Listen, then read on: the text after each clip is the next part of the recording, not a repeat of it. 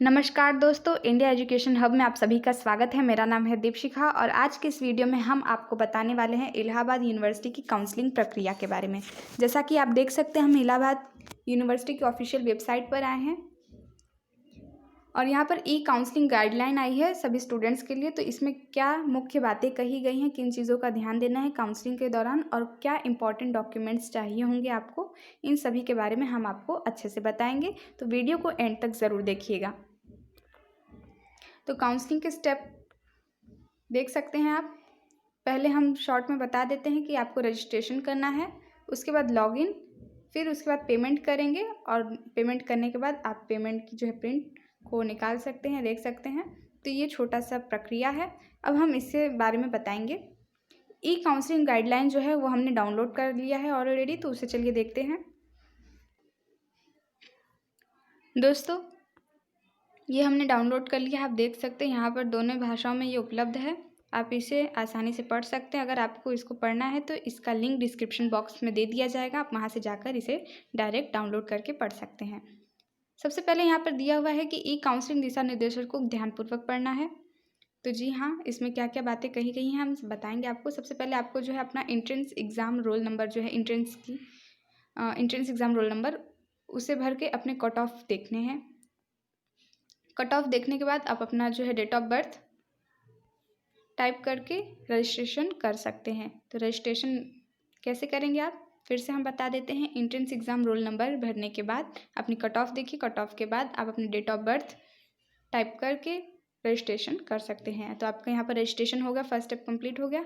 अब आगे बढ़ते हैं। सफल पंजीकरण के बाद अपने प्रवेश पत्र की संख्या, एडमिट कार्ड पे जो नंबर दिया है वो और जो आपका डेट ऑफ बर्थ का उपयोग करके आप अपना डैशबोर्ड में प्रवेश कर सकते हैं। दस्तावेज अपलोड पृष्ठ पर अपने हाई स्कूल और इंटरमीडिएट अंकों के विवरण भरने हैं।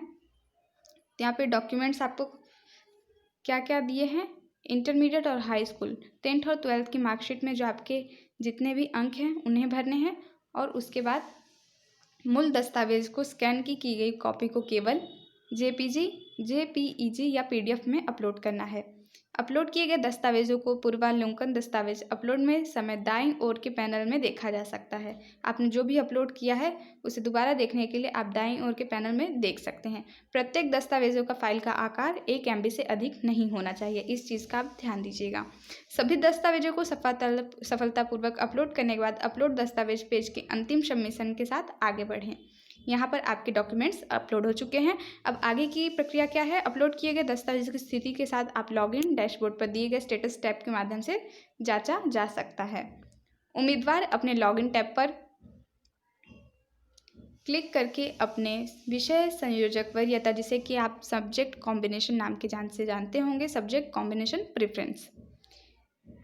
तो अगर आप बीए के स्टूडेंट्स हैं या बीएससी के स्टूडेंट्स हैं तो ये सब्जेक्ट कॉम्बिनेशन आप चुन सकते हैं। जो भी आप सब्जेक्ट पढ़ना चाहते हैं यूनिवर्सिटी में उसे आपको चुनना होता है। ये होता है सब्जेक्ट कॉम्बिनेशन प्रेफरेंस, तो उसे चुनना है।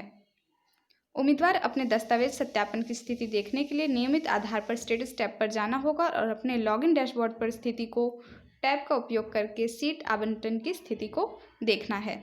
जैसे ही आपको आपकी सीट मिल जाएगी, इसकी पुष्टि के बाद उम्मीदवार को तय सीमा के अंदर भुगतान करना है लिंक के माध्यम से, ठीक है। यदि कोई भी उम्मीदवार समय के अंदर शुल्क नहीं जमा कर पाता है, विफल हो जाता है, तो उसकी सीट अगले उम्मीदवार को मेरिट के आधार पर आवंटित कर दी जाएगी। तो जो भी सीमा होगी, मान लीजिए 1 दिन के अंदर या फिर आपका 24 घंटे के अंदर जो भी आपको जमा करना है फीस, वो आपको जमा करना होगा। अगर आपने जमा नहीं किया तो वो सीट दूसरे को दे दी जाएगी।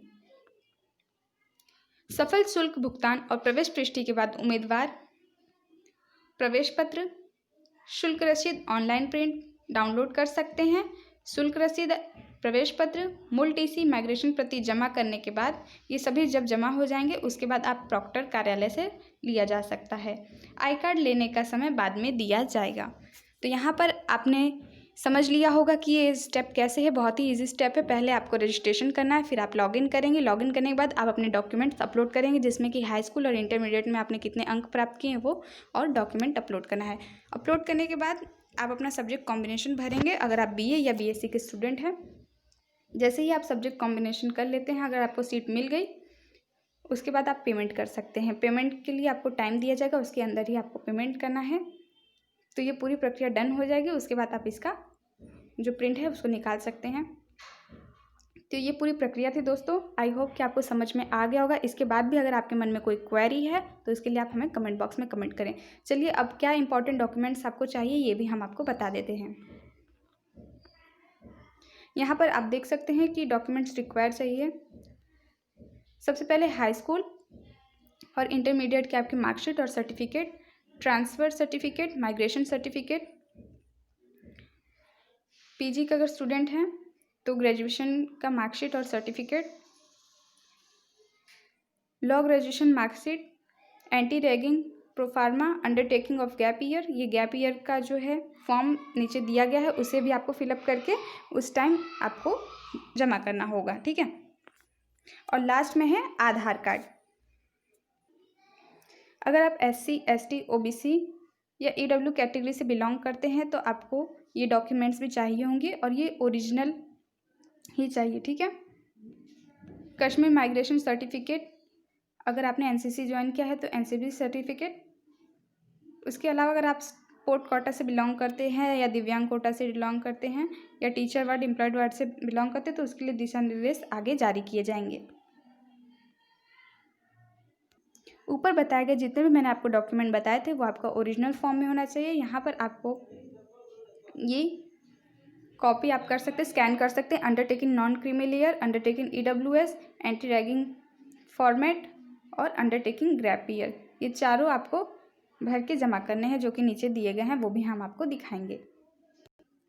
दोस्तों यहाँ पर आप देख सकते हैं नॉन क्रीमी लेयर का यहाँ दिया हुआ है ये फॉर्म, जिसे कि आपको अपना नाम और अपने पिताजी का नाम लिखकर सिग्नेचर करके candidate, roll number, test score और मोबाइल नंबर, प्लेस और डेट, ये सभी लिखकर आपको फॉर्म सबमिट करना है। ये EWS के लिए है। इसके आगे हम बढ़ते हैं। माता पिता अभिभावक द्वारा दी गई प्रतिबद्धता, ये भी सबमिट करना है।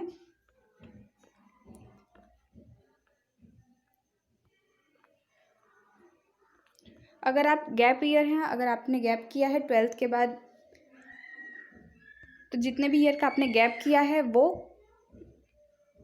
और कब से कब तक गैप किया है ये सभी की जानकारी यहाँ पर आपको देनी है। सबसे पहले आपको अपना नाम, अपने पापा का नाम, उसके बाद आप कहाँ रहते हैं और आपने किस ईयर पास किया था कोर्स, ये सभी के बारे में जानकारी देनी है और कितने ईयर का गैप किया, इन सभी को भरने के बाद आपको ये फॉर्म सबमिट करना है। तो दोस्तों मैंने आपको बता दिया कि आपको क्या क्या इंपॉर्टेंट डॉक्यूमेंट्स अपलोड करने हैं और फॉर्म कैसे भरना है। ये फॉर्म जो है ज़रूरी है आपको जमा करना, तो इन्हें भर दीजिएगा ध्यान से। और जिनके रिज़ल्ट नहीं आए हैं वो जल्द ही 1-2 दिन में जारी कर दिए जाएंगे। सुबह ही एक वीडियो बनी है कट ऑफ के ऊपर, आप उसे ज़रूर देख लीजिए। और इसी तरह के अपडेट पाने के लिए हमारे चैनल को सब्सक्राइब कर ले दोस्तों, अगर आपने अभी तक सब्सक्राइब नहीं किया है इंडिया एजुकेशन हब को, जो कि आपको पल पल की खबर देता है यूनिवर्सिटी से रिलेटेड। तो धन्यवाद वीडियो पूरा देखने के लिए। Like, share and subscribe.